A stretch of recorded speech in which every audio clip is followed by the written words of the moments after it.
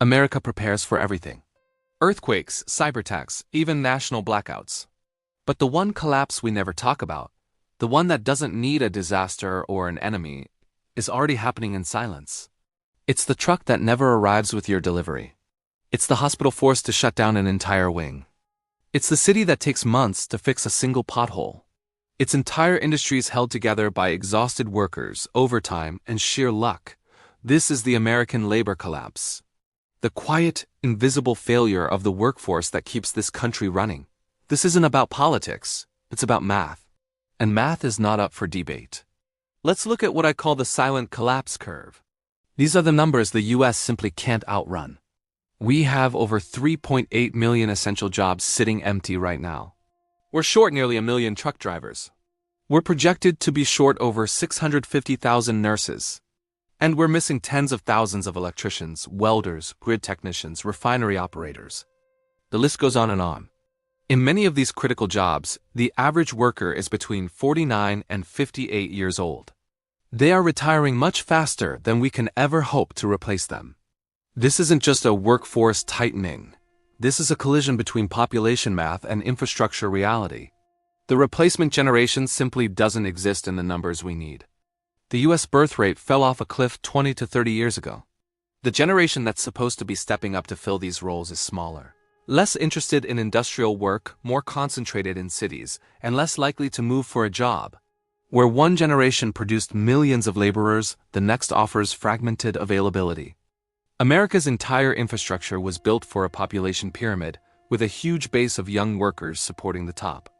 But today, we're operating on a population column. And here is the single most important line that defines this entire crisis.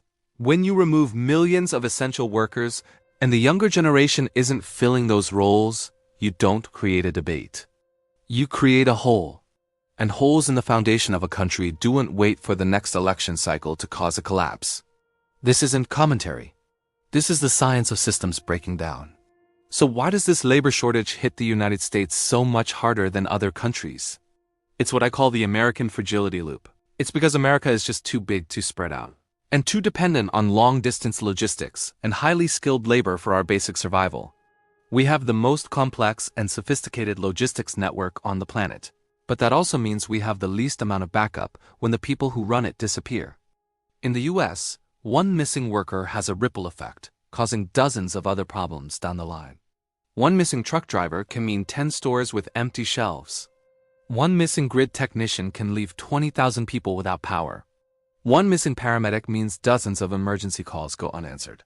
Our system is enormous, but it's not resilient. Let's look at this globally, with no politics, just structural logic. China has a much larger workforce, denser supply chains, and massive flexibility to move workers where they're needed.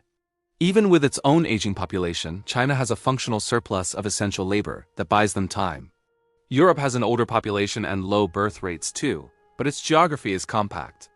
Cities are dense and transport distances are short. They can lose labor and still function, just at a smaller scale. And Japan, which is facing an extreme demographic collapse, has compensated with hyper-automation and ultra-dense cities with short, redundant supply lines. They replace missing workers with robots and proximity. But the United States? We are not dense. We are not automated. We are not redundant, and we are certainly not small. When you take millions of essential workers out of the American system, everything from trucking to water treatment becomes dangerously unstable. Why would a superpower like America be the first to collapse? Not because it's weak, but because it's massive. Its sheer scale is its biggest vulnerability. Let's look at the sectors that could bring everything to a halt. This is the 0-hour atlas. First, trucking. This is America's 72-hour lifeline. 70% of all goods in the US move by truck. Imagine we suddenly lose 1 million drivers. What happens? Food, fuel, medicine, oxygen, chlorine, spare parts, and mail all stop moving. Grocery store shelves would be empty in 48 to 72 hours. Hospitals would run out of critical supplies in just 1 to 2 days. Clean water systems would fail within 3 days. No trucks means no civilization. Next to the electrical grid. It's a sprawling network of 55,000 substations and 600,000 miles of transmission lines. But here's the problem. There's a shortage of 80,000 skilled workers needed to maintain it. What if just 10% of the remaining technicians decided to retire early? We'd see large regions facing rotating blackouts, massive delays in restoring power, and equipment failures. Rural areas could go dark for days. The US grid is already fragile. Losing more workers pushes it from fragile to full-on collapse. Then there's water and wastewater. The complex systems that provide clean water to 330 million Americans depend on certified operators, chemical specialists, and industrial electricians.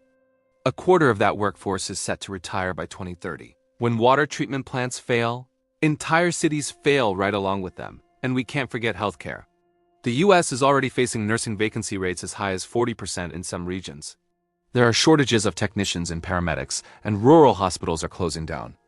In a widespread disaster, the mortality rate doesn't just double, it triples. America's most dangerous collapse won't look like a disaster movie. It's quieter. It looks like job listings nobody fills, hospital shifts nobody covers, trucks nobody drives, and power grids nobody maintains. The collapse isn't a single dramatic event. It's administrative. It's a slow, silent, and cumulative process. And once it truly begins, it's almost impossible to reverse. This leads directly to the next critical failure. Oil refineries don't just fail from explosions. They can be starved by a lack of skilled labor. When staff numbers drop, safety checks get skipped, maintenance slips, and output falls until pipelines choke. If you want to understand collapse science without the fear-mongering, just the maps, the data, and the truth, subscribe to 0 Hour Atlas. Because our next episode reveals the system that fails right after the workforce, the refinery collapse sequence. We'll show you exactly what happens when America loses its fuel nodes. This is 0 Hour Atlas. We don't predict doom. We map what survives.